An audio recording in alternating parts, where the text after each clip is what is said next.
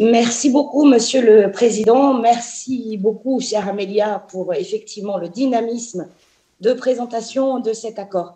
J'interviens au nom de ma collègue Anne Genté, qui est malheureusement retenue à cette heure-ci.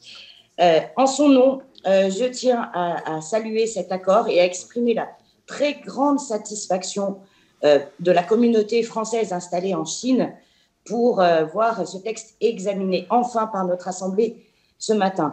Le sujet suscitait une attention extrême de la part de cette communauté française en Chine depuis la signature de l'accord entre la France et la Chine en février 2017.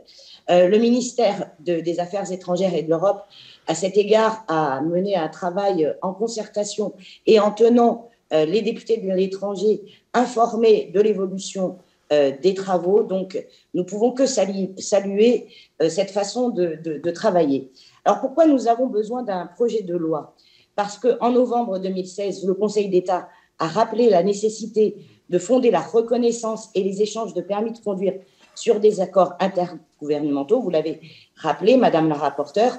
Et jusqu'à cette date, la reconnaissance et les échanges par la France reposaient très majoritairement sur de simples arrangements administratifs, voire même sur le seul principe de réciprocité, sans que les modalités ne soient formalisées par écrit. On rappellera à cette occasion que le permis de conduire est un diplôme et non pas une banale attestation de compétences. Le rappel du Conseil d'État était donc bienvenu et le MEAE a pris bonne note et s'attache depuis lors à réviser le dispositif qui existe actuellement, d'où le texte qui nous est soumis ce matin. Alors, que permettront ces accords une fois approuvés? Les ressortissants des deux pays signataires qui disposent d'un permis de conduire national en cours de validité et régulièrement délivré dans leur pays d'origine se verront reconnaître temporairement le droit de conduire sur le territoire de l'État d'accueil. Ils auront également la possibilité d'échanger leur permis de conduire s'ils souhaitent s'installer durablement dans un de ces pays. Tout cela selon des modalités spécifiques à chacun des deux accords. Exemple, l'échange du permis de conduire chinois est possible uniquement pour les permis de conduire délivrés après le 1er avril 2008, pour des questions de normes de sécurité, et c'est important.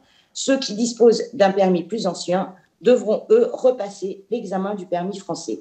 C'est donc une vraie avancée en termes de mobilité internationale et une très bonne nouvelle pour nos concitoyens qui souhaitent partir dans l'un de ces pays ou en revenir, puisque leurs démarches s'en trouveront facilitées. C'est pour toutes ces raisons que notre groupe votera bien évidemment en faveur de ce projet de loi et évidemment en faveur de ce projet le 15 avril prochain en séance publique.